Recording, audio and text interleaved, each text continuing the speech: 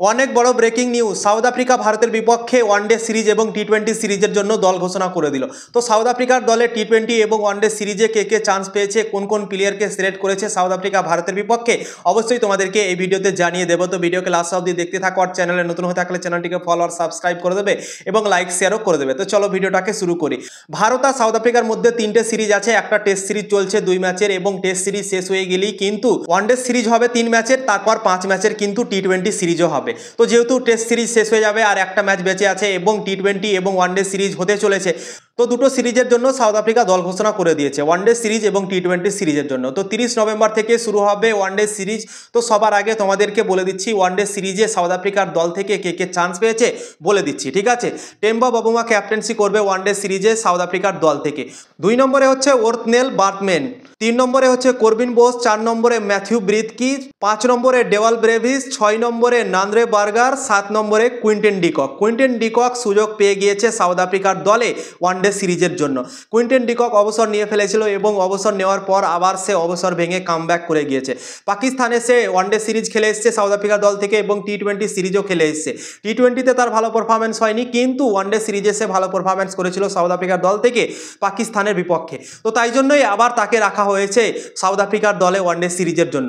তো 7 নম্বরে Quinton de Kock, 8 নম্বরে হচ্ছে টনি ডিজোর্জি, 9 নম্বরে রুবিন হারমান, 10 নম্বরে মার্কো ইয়ানসন, 11 নম্বরে কেশব মহারাজ, 12 নম্বরে এডেন মার্করাম, 13 নম্বরে লুঙ্গি এঙ্গিডি, 14 নম্বরে রায়ান রিকালটন, 15 নম্বরে প্রেনানাল সুব্রায়ান। তো এই 15 জন প্লেয়ারকে সিলেক্ট করেছে সাউথ আফ্রিকা 3 ম্যাচের ওয়ানডে সিরিজের জন্য। এবার তোমাদেরকে টি-20 সিরিজে কে কে চান্স পেয়েছে সাউথ আফ্রিকার দলে সেটাও বলে দিচ্ছি। সাউথ আফ্রিকার টি-20 দলের ক্যাপ্টেন্সি করবে এডেন মার্করাম, 2 নম্বরে হচ্ছে ওর্থনেল বার্কম্যান, 3 নম্বরে হচ্ছে করবিন বোস, 4 নম্বরে ডেওয়াল ব্রেভিস, 5 নম্বরে কুইন্টেন ডিকক। কুইন্টেন ডিকককে টি-20 সিরিজের জন্যও রাখা হয়েছে। তো কুইন্টেন ডিকক টি-20 এবং ওয়ানডে সিরিজ দুটোতেই আছে, ঠিক আছে। 6 নম্বরে টনি ডিজোর্জি, 7 নম্বরে ডোনোভান ফেরেরা, 8 নম্বরে রিজা হেনড্রিক্স, 9 নম্বরে মার্কো ইয়ানসন, 10 নম্বরে জর্জ লিন্ডে, 11 নম্বরে কেশব মহারাজ, 12 নম্বরে কেনা মাফাকা, 13 নম্বরে David Miller. David Miller comeback করে গিয়েছে সাউথ আফ্রিকার দলে, তার চোটের সমস্যা ছিল এবং কিছুদিন থেকে সাউথ আফ্রিকা দল থেকে সে বাইরে চলছিল চোটের জন্য। তো সাউথ আফ্রিকার দলে আবার কামব্যাক করে গিয়েছে ডেভিড মিলার। তো ডেভিড মিলার 13 নম্বর, ঠিক আছে। 14 নম্বরে হচ্ছে লুঙ্গি এঙ্গিডি, 15 নম্বরে হচ্ছে এন্ড্রিক নকিয়া। এন্ড্রিক নকিয়াও কিন্তু অনেক দিন থেকে সাউথ আফ্রিকার দল থেকে বাইরে চলছিল, তার চোটের সমস্যা হয়েছিল এবং কিছুদিন থেকে সে চান্সও পাচ্ছিল না, কিন্তু ভারতের বিপক্ষে তাকে টি-20 সিরিজে রাখা হয়েছে, মানে কামব্যাক করছে সাউথ আফ্রিকার দলে এন্ড্রিক নকিয়া।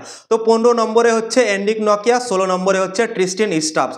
তো 5 ম্যাচের টি-20 সিরিজের জন্য সাউথ আফ্রিকা 16 জন প্লেয়ারকে রেখেছে স্কোয়াডে এবং 3 ম্যাচের ওয়ানডে সিরিজের জন্য 15 জনকে রেখেছে। সাউথ আফ্রিকা অনেক শক্তিশালী দল এখন হয়ে গিয়েছে, 3 ফরম্যাটই, টেস্ট ক্রিকেট, ওয়ানডে ক্রিকেট, টি-20 ক্রিকেট, সব ফরম্যাটই তারা দারুণ পারফরমেন্স করছে এবং আশা করব কি ভারতের বিপক্ষে একটা হাড্ডাহাড্ডি লড়াই দেখতে পাওয়া যাবে টি-20 এবং ওয়ানডে সিরিজে।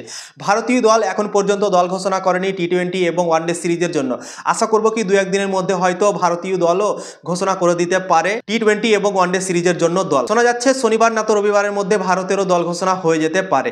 তো শুভমান গিলের চোট আছে, শ্রেয়াস আয়ারের চোট আছে, তো আমার মনে হয় এই দুটো প্লেয়ার মিস করতে পারে ওয়ানডে সিরিজ এবং তাদের পরিবর্তে হয়তো অন্য কোনো প্লেয়ার ভারতের দলে আসতে পারে। এবং সবথেকে বড় প্রশ্ন হচ্ছে কি শুভমান গিল যদি না খেলে, শ্রেয়াস আয়ার যদি না খেলে, তো এই দুজনেই ভারতের ওয়ানডে টিমে ক্যাপ্টেন ভাইস ক্যাপ্টেন ছিল। তো এই দুজনেই যদি চোটের জন্য না খেলে, তাহলে ক্যাপ্টেন আর ভাইস ক্যাপ্টেন কে হবে ভারতের দলে, সব থেকে বড় প্রশ্ন। তো দেখা যাক ভারতীয় দল কোন কোন প্লেয়ারকে সিলেক্ট করে, 2-1 দিনের মধ্যে ভারতেরও কিন্তু দল ঘোষণা হয়ে যেতে পারে, ঠিক আছে। তো ভিডিও যদি ভালো লেগে থাকে অবশ্যই লাইক শেয়ার করে দেবে।